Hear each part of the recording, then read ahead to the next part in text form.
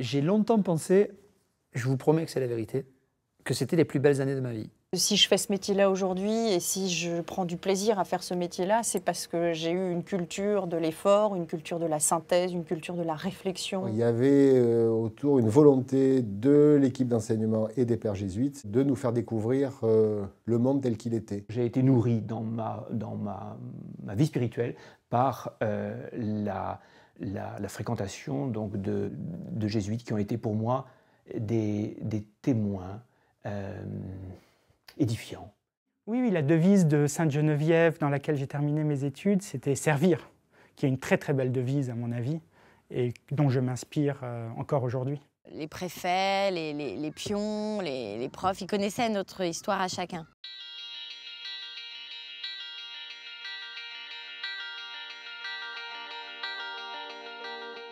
Comment les valeurs transmises et l'enseignement reçu par les élèves dans les écoles jésuites en France agissent plus tard dans le quotidien, sensiblement, directement, indirectement, consciemment ou pas. Quelques anciens élèves d'écoles jésuites, aujourd'hui au cœur de la vie active, parlent de leur expérience.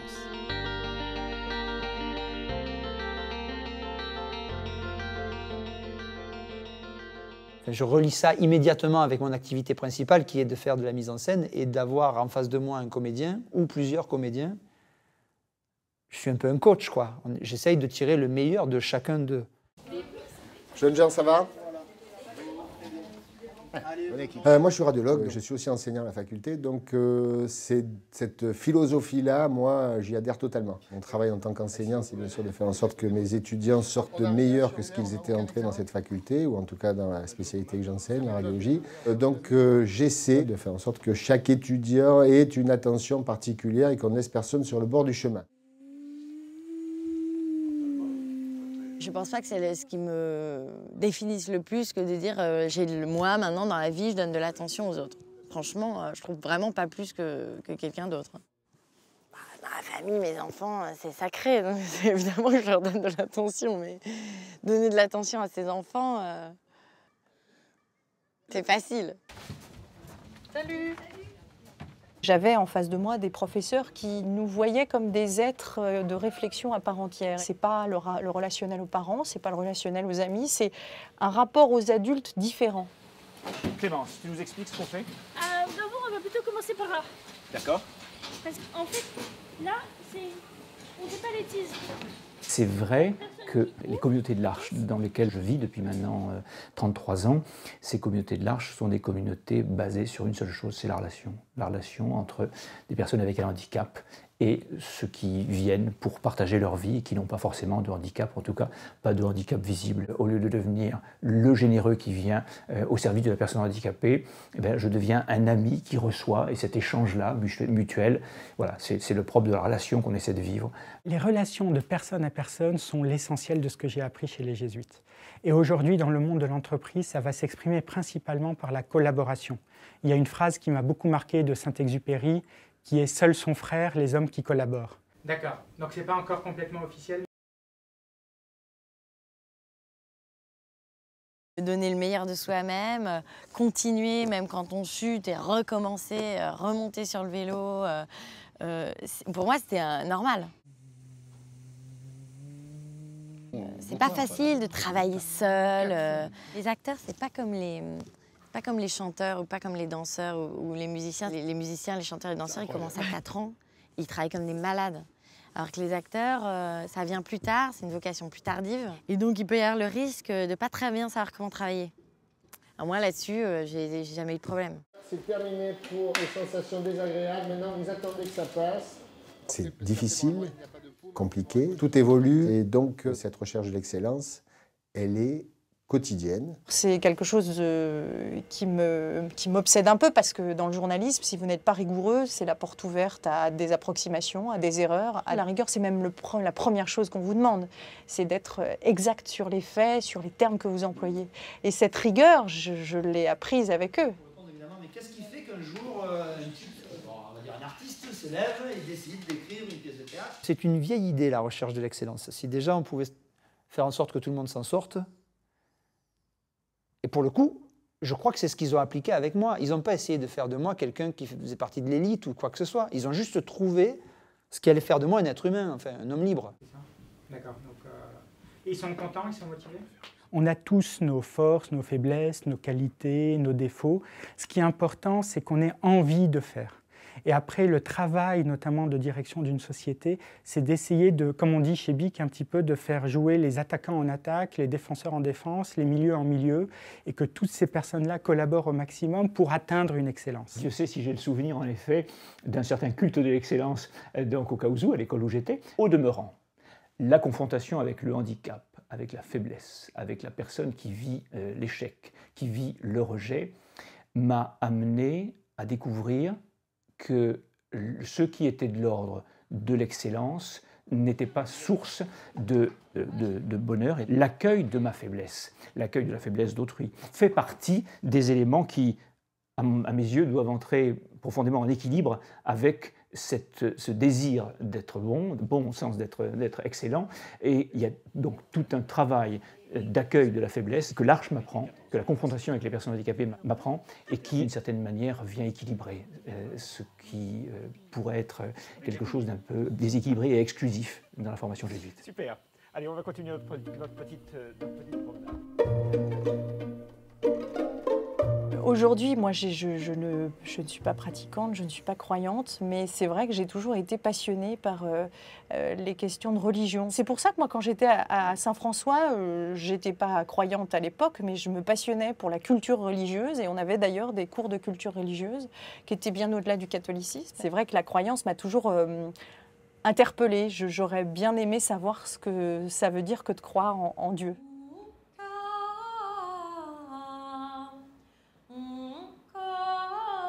Moi,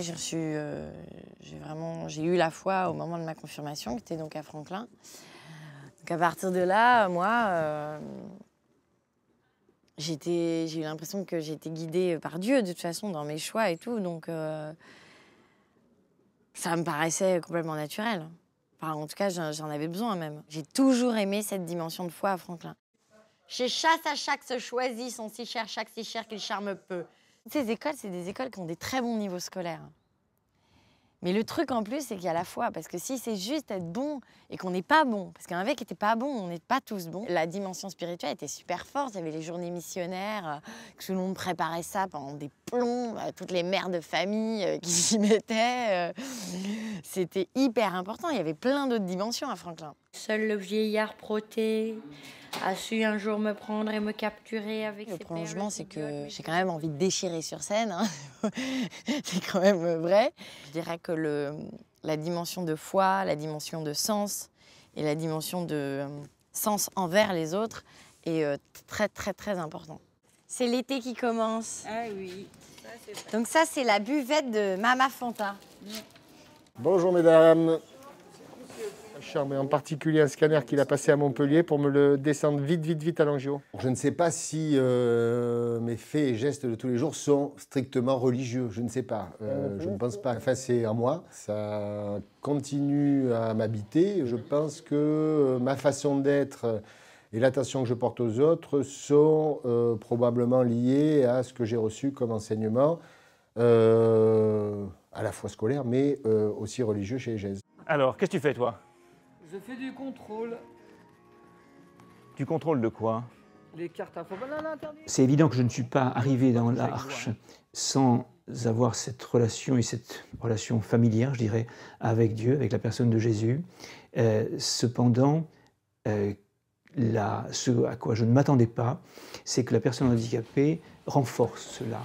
On se connaît depuis... Les personnes dont je suis ami ont été des prophètes pour moi. J'étais vraiment croyant, chrétien, de famille chrétienne, un grand-père même qui a fait le séminaire, tout ça. Donc. Et la vie a fait que je me suis éloigné de ça, de la foi et tout ça. Moi, j'ai une foi très profonde que j'ai découvert progressivement chez les jésuites et après. Dans l'univers de l'entreprise, qui est un univers laïque, cela va transparaître plus par rapport à certaines valeurs que l'on va essayer de communiquer. Mais la foi, telle que Jésus la présente dans l'Évangile, en disant « Confiance, c'est moi, n'ayez pas peur », c'est quelque chose qui est extrêmement enrichissant pour moi et qui donne un optimisme énorme pour diriger une société. D'accord. On peut passer par voie fémorale ou pas? Bon, moi, ce que j'apprécie chez les jésuites, c'est d'avoir autour de cet enseignement rigoureux, surtout une découverte du monde, une découverte des autres, une attention particulière à la progression de tous les étudiants, de tous les élèves, et une interaction entre ces élèves au sein d'un même établissement. Je ne vais pas me cacher en vous disant que ce que nous essayons de recréer au sein de ce service et de ce pôle, c'est exactement la même philosophie. Alors, on a les lieux de l'attaque de nuit. Le fait de passer par des établissements qui vous font confiance et qui vous amènent aussi à prendre des initiatives et à amener à bien des projets, ça vous rend beaucoup plus fort pour l'après. Et ça, c'est quoi? C'est la publicité aux États-Unis. Ça m'a donné une ouverture d'esprit, qui m'a peut-être donné aussi envie d'être journaliste, de me confronter à des cultures qui n'étaient pas la mienne, à des vérités qui n'étaient pas les miennes. Le fait de me dire aussi aujourd'hui, quand je débarque dans un pays où les choses ne marchent pas, où les valeurs ne sont pas les mêmes qu'ici, de me dire que voilà, je ne détiens pas la vérité, qu'il y a des choses qui sont universelles et d'autres qui ne le sont pas. C'est la seule chose qui me motive. Vraiment, vraiment. J'écris pas des pièces de théâtre pour faire rire ou pleurer les gens. J'écris des pièces de théâtre pour que les gens acceptent celui qui est assis à côté de lui dans la salle. Oui, oui, oui, d'ouvrir les yeux des gens en leur montrant que c'est pas parce qu'on est différent qu'on doit avoir peur. Il faut que ce pays continue à accueillir les gens. Sinon, si tous les gens ont levé la main, vous devez vous battre pour ça. Les jésuites ont été dès l'origine explorateurs de la Chine, explorateurs de l'Inde, explorateurs du monde entier. Professionnellement ou ensuite dans ma vie au quotidien, ça m'a donné, je pense, énormément de curiosité. Et la curiosité, c'est une valeur, c'est une attitude que je recherche énormément, que j'essaye d'inculquer à mes enfants et que je recherche professionnellement. Parce que c'est en se disant « Ah, c'est comme si, c'est comme ça, c'est un petit peu différent », qu'on s'ouvre l'esprit et qu'on peut avoir de nouvelles idées. Tu as fêté tes 20 ans ici? Oui. Ouais. C'est une belle fête? Ouais. Ça va. Allez, on va dire bonjour à Jacqueline. Dieu est plus grand que la religion. Et d'une certaine manière, la responsabilité internationale que je porte et qui m'amène donc à rencontrer une diversité culturelle et religieuse importante, voilà, a ouvert mon cœur et mon esprit. La première personne qui, là-dessus, a fondé le caractère interreligieux de l'Arche, c'est Guru Nathan, qui est une personne handicapée, une des premières, qui est hindoue, et qui était accueillie avec Gabrielle, qui était une assistante chrétienne. Donc ceux qui apportent à la communauté leur contribution, leur culture et leur religion. La relecture, alors moi c'est quelque chose qui m'attire énormément et j'ai l'impression que je ne le fais pas suffisamment. Je le fais parce que je prie tous les jours, donc à partir du moment où on prie, bon, on est quand même un peu dans la relecture, mais c'est un truc assez précis et moi je ne l'ai pas vraiment expérimenté, je ne l'ai pas fait à Franklin, je me demande si c'est parce que c'est pas un peu plus tard. Voilà, donc là, nous arrivons au scan. Le patient précédent. C'était le patient précédent. Honnêtement, non, c'est sûrement pas tous les jours, mais un peu comme en médecine, on a des périodes de staff dans lesquelles on réfléchit tous ensemble. Voilà, donc il y a des périodes qui sont propices à ça, sur lesquelles on peut prendre du temps, en particulier l'exercice dominical à la messe. Voilà, par exemple, c'est des moments dans lesquels on peut essayer de faire le point. Faire chaque jour un retour sur sa journée et en voir les aspects positifs et puis les lourdeurs, les servitudes. Et c'est vrai que la vie communautaire à l'Arche, là encore, pour moi, renforce cette dimension, car la vie communautaire, elle n'est pas possible si on n'accepte pas que les autres portent sur vous le regard de vérité que vous n'osez peut-être pas forcément porter vous-même sur vous-même. Et donc la vie communautaire est un lieu de confrontation, de vérité. Quand j'ai décidé d'être journaliste, j'avais envie de me confronter à des mondes que je ne connaissais pas. Pour moi, c'est le sens premier du journalisme, c'est aller comprendre ce qui n'est pas votre quotidien, ce qui ne sont pas vos valeurs, ce qui n'est pas votre modèle social, que ce soit les rapports hommes-femmes, que ce soit les rapports politiques. Voilà, ça, j'avais vraiment envie de me laisser déstabiliser par des univers que je ne connaissais pas. Mais parce que je me sentais suffisamment solide en termes de réflexion, de méthode, de culture, de pensée, de structure de la pensée, pour pouvoir le faire. Quand je vais dans les quartiers nord de Marseille rencontrer des gamins qui sont complètement exclus de la société, dans des collèges qu'on cache, où il y a des miradors, vraiment, hein, des murs avec des tessons de bouteilles au mur pour pas qu'ils rentrent ou qu'ils sortent, enfin, des prisons, quoi. Et que je vais leur parler de liberté, de pièces de théâtre, d'égalité entre les hommes et tout ça, c'est un engagement fort. Et en même temps, la seule chose que je fais, c'est un peu jésuite, c'est que je leur demande à eux de se sortir de là. Je ne leur apporte pas plus d'armes que ça, je leur apporte des armes intellectuelles. Et après, par contre, on vit des moments incroyables avec ces gens-là. Parce que quand ils comprennent qu'on leur fait confiance, ils nous accordent, eux, leur confiance, et alors là, on vit des moments magiques. J'ai des milliers d'anecdotes comme ça, où des gamins, dans les pires situations sociales, nous ont fait des retours de spectacles que, enfin, n'importe quel magazine spécialisé de la presse culturelle parisienne ne me fera jamais autant plaisir. Télérama et Libé, je ne veux pas avoir d'article si ça me fait annuler les critiques de ces gamins-là, quoi. Jésus dit aussi, on se rappellera du geste de cette femme.